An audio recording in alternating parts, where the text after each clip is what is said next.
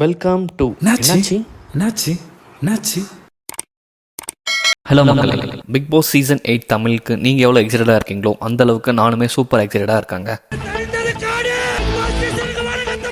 இந்த சீசன் எல்லாமே புதுசாக இருக்க போதுங்க. ஹோஸ்ட்லேருந்து கண்டஸ்டன்ஸ்லேருந்து எல்லாமே புதுசாக டிஃப்ரெண்ட்டாக ட்ரை பண்ண போகிறாங்க அப்படின்ற மாதிரி ஒரு நியூஸ் வந்திருக்கு. என்னென்னா ஹோஸ்ட் வந்து விஜய் சேதுபதின்றது ஆல்மோஸ்ட் கன்ஃபார்ம் ஆயிருக்கு. Replacing Kamal Haasan. Suriya and STR ரெண்டு பேருமே வந்து இந்த ஆஃபரை ரிஜெக்ட் பண்ணதால் டேரெக்டாக இந்த சான்ஸ் வந்து விஜய் சேதுபதிக்கு தான் போயிருக்கு.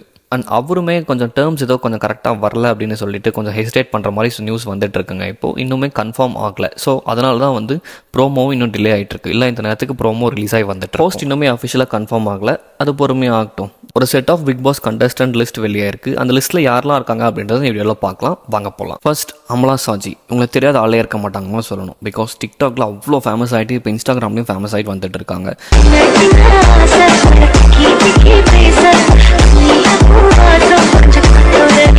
இன்ஸ்டாகிராமில் நியர்லி 4 மில்லியன் ஃபாலோவர்ஸ் மேலே வச்சிருக்காங்க. அதாவது 40 லட்சம் பேர்.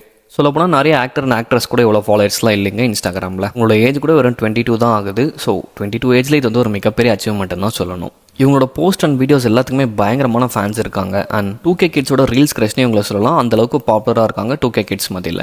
இவ்வளோ ஃபாலோவர்ஸ் அண்ட் ஃபேன்ஸ் வச்சுட்டு இருக்க இவங்களுக்கு ரீசெண்டாக நிறைய ஹேட்ரட் வருது அதே சோஷியல் மீடியாவில் இருந்து. ஸோ அந்த ஹேட்ரட் எல்லாத்தையுமே கிளியர் பண்ணுறதுக்கு பிக் பாஸ் ஒரு நல்ல பிளாட்ஃபார்மாக இருக்கும். யூட்டிலைஸ் பண்ணிக்கலாம். இவங்களோட ஆப்பர்ச்சுனிட்டி எப்படி யூஸ் பண்ணிக்க போகிறாங்க அப்படின்றத வெயிட் பண்ணி பார்க்கலாம். இப்போ நெக்ஸ்ட் கண்டஸ்டன்ட் யாரை பார்க்க போகிறோன்னா, இவரும் பயங்கரமான ஃபேமஸான ஒரு ஆள் தாங்க. இவரை தெரியாத ஆளே இருக்க மாட்டாங்க. அந்த அளவுக்கு பாப்புலர் அண்ட் கான்ட்ரவர்சியில் நிறைய மாட்டிருக்காருன்னே சொல்லணும். வேற யாரும் இல்லை, TTF வாசன். என் தம்பி அவருடைய ஃபேன்ஸ் எல்லாத்தையுமே ஒரு 50-40 பேர் போட்டோவை தன் உடம்புல பச்சை குத்துறாரு. சோஷியல் மீடியா இன்ஃப்ளூயன்சரில் இவரும் ஒரு ஆள். ஃபேமஸ் யூடியூபர் அண்ட் நிறைய பைக் ஸ்டன்ஸ் அண்ட் ஸ்பீட் டிரைவிங்காக இவர் அரெஸ்ட் பண்ணியிருந்தாங்க. இவர் மேலே நிறைய கேசஸும் போட்டிருக்காங்க. அண்ட் ஹெல்மெட் இஷ்யூ கூட ஒன்று போயிட்டு இருந்துச்சு. என்னன்னா இந்தியாவில் பெர்மிஷன் இல்லாத ஹெல்மெட்டை வாங்கி யூஸ் பண்ணிட்டு இருந்தார் அப்படின்றதுக்கு அதுவும் ஒரு கேஸ் போட்டிருந்தாங்க. இந்த மாதிரி நிறைய கேசஸில் இன்வால்வ் ஆயிருக்காரு. ரீசெண்டாக வந்து திருப்பதி போயிருந்தப்போ இவர் ஃப்ரெண்ட்ஸ்லாம் சேர்ந்து ஒரு ப்ராங்க் வீடியோ பண்ணியிருந்தாங்க. அதை வந்து கண்டிச்சு TTD, அதாவது திருமலா திருப்பதி தேவஸ்தானம், அவங்களே வந்து அஃபிஷியலாக ஒரு ட்வீட் போட்டிருந்தாங்க இவரை திட்டி. ஸோ இவருக்கு பாசிட்டிவ்ஸும் நிறைய இருக்குது, அதுக்கு ஈக்குவலாக நெகட்டிவ்ஸும் இருக்குங்க. மோஸ்ட் ஆன் நெகட்டிவிட்டிலாம் எதுக்கு வந்துச்சுன்னா அந்த அன்சேஃப் ரைடிங் ஆன் பப்ளிக் ரோட்ஸ்க்கு தாங்க வந்துச்சு. ஒரு ஹை ஸ்பீடில் பைக் ஓட்டிட்டு போகிறதுனால சின்ன பசங்களாம் நிறைய பேர் இன்ஃப்ளூயன்ஸ் ஆகுறாங்க. ஸோ வீட்டில் அதுக்கு கான்சிக்வன்சஸ் நடந்துகிட்ருக்கு. ஸோ அதனால் நிறைய பேர் கேஸ் கொடுத்துருந்தாங்க. அதுதான் மெயின் நெகட்டிவிட்டிக்கான காரணமே. ஒரு கேள்வி, சட்டம்ங்கிறது எல்லா மக்களுக்கும் பொதுவானதானே? வாங்க இந்த ரோட்லயே நான் நிற்கிறேன், எத்தனை பேர் ஹெல்மெட் போடாம பாருங்க, எத்தனை பேர் ட்ரங்க் அண்ட் ரைட்ல வராங்கன்னு பாருங்க. என்னதான் நெகட்டிவிட்டி இருந்தாலுமே 2K கிட்ஸோட ஒன் ஆஃப் த ஃபேவரட் யூடியூபர்ஸ்னே வர சொல்லலாம். இவருக்கு 24 இயர்ஸ் தான் ஆகுது. அதுக்குள்ளே இவர் ஒரு பிராண்டு கிரியேட் பண்ணி வச்சிருக்காரு. அதுவுமே ஒரு மிகப்பெரிய அச்சீவ்மெண்ட் தான் சொல்லணும். பைக் ஆயில்ஸ், லூப்ரிகன்ஸ் அண்ட் ரீசெண்டாக GPSலாம் கூட அவரோட பிராண்டில் இன்ட்ரடியூஸ் பண்ணியிருக்காரு. எல்லாமே நல்ல ரிவ்யூஸும் வந்து. மஞ்சள் வீரன் அப்படின்ற படத்தில் இப்போ ஹீரோவாகவும் நடிச்சிட்டு இருக்காரு. பார்க்கலாம் என்ன பண்ண போகிறாரு வந்துன்னு. Next contestant Shaalin Zoya. இவங்க எங்கே கேள்விப்பட்ட மாதிரியே இருக்குன்னு நினைப்பீங்க. ஆமாங்க, குக் வித் கோமாளியில் ரீசெண்டாக வந்திருந்தாங்க. அவங்களே தான். இப்படி ஒரு இன்னசென்ட்டான குக்கா இருக்காங்களே. உங்களை பற்றி பெருசாக யாருக்கும் தெரிஞ்சிருக்காதுன்னு நினைக்கிறேன். பிகாஸ் அவங்க குக் வித் கோமாளியில் நார்மலாக காமெடி பண்ணிட்டு அப்படி போயிட்டாங்க. But she is a director, actress and dancer. இவங்க தான் TTF வாசனோட லவர்.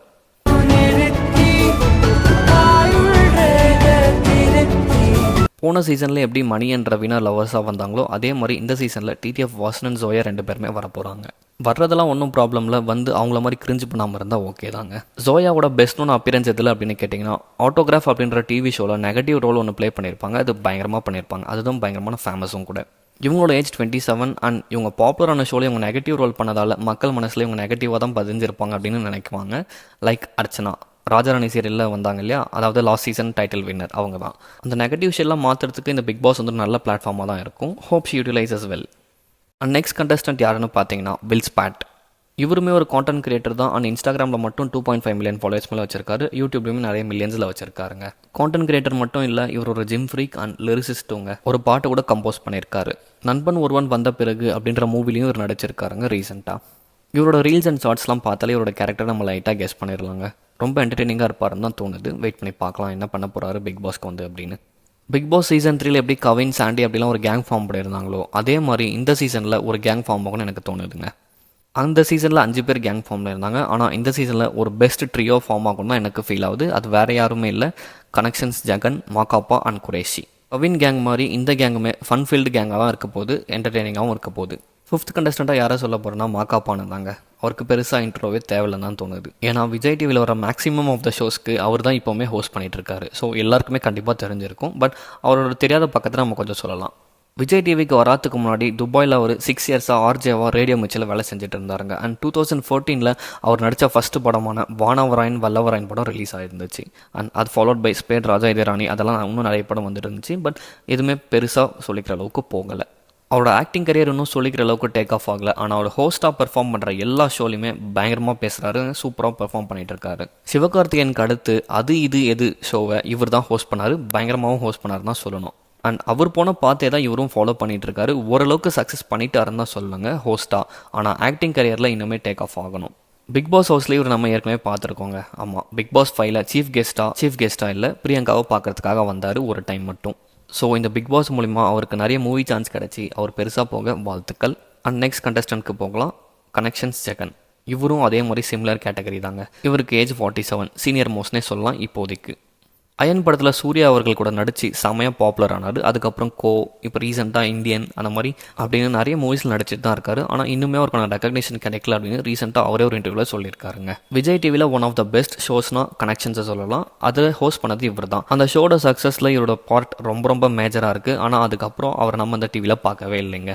அதை தான் அவருமே ரொம்ப ஃபீல் பண்ணி சொல்லிட்டு இருந்தார். அண்ட் ரீசெண்டாக இந்தியன் 2 ப்ரமோஷன்ஸ்க்கு கூட அவர் யாரும் கூப்பிடல அப்படின்னு ரொம்ப ஃபீல் பண்ணிட்டு இருந்தார். ஸோ அந்த ரெகக்னேஷனுக்காக கண்டிப்பாக பிக் பாஸ் வருவார் தான் நம்ம எக்ஸ்பெக்ட் பண்ணலாம். வெயிட் பண்ணி பார்ப்போம்.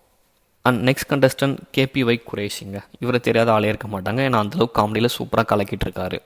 கலக்கப்போவது யார் சீசன் 5 டைட்டில் வினர் குரேஷிங்க. அந்த ஷோ மட்டும் இல்லை, அதுக்கப்புறம் நிறைய ஷோவில் பார்ட்டிசிபேட் பண்ணி இவரோட காமெடிஸ்லாம் பயங்கரமாக பண்ணியிருக்காருங்க. இவருமே ஆக்டர் ஆகணும் அப்படின்னு தான் ட்ரை பண்ணிட்டு இருக்காரு. என்னோட ஃபர்ஸ்ட் மூவி சரவணன் இருக்க பயமேன் பெருசாக போகலை.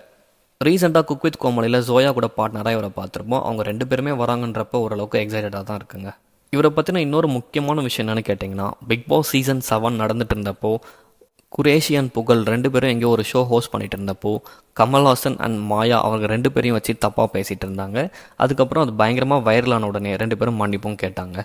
ஸோ எந்த பிக் பாஸ் அவர் கலாய்ச்சி பேசி சிரிச்சிட்டு இருந்தாரோ அதே பிக் பாஸ் தான் இப்போ அவரும் வரப்போகிறாரு. வெயிட் பண்ணி பார்க்கலாம் அவர் என்ன பண்ண போகிறாரு வந்துன்னு. இந்த ட்ரியோ தாங்க பயங்கரமாக இருக்க போது நான் நினைக்கிறேன். ஜகன், மாகாப்பா அண்ட் குரேஷி இவங்க 3 பேருமே ஒரு சூப்பர் கேட்டகரியாக தெரியுது. ஃபன் ஃபீல்டாகவும் இருக்க போகுது. So first set of contestants Amala Shaji, TTF Vasan, Shaalin Zoya, வில்ஸ் பேட், ஜகன், மாகாப்பா அண்ட் குரேஷி. இந்த 7 பேரோட டீட்டெயில்ஸ் இப்போ பார்த்தாச்சு. அண்ட் நெக்ஸ்ட் வீடியோவில் மற்ற கண்டஸ்டன்ட் லிஸ்ட்டோட வந்து உங்களை பார்க்குறேன். அது வரைக்கும் உங்களிடமிருந்து விடைபெறுவது உங்கள் காமன் மேன். பாய்.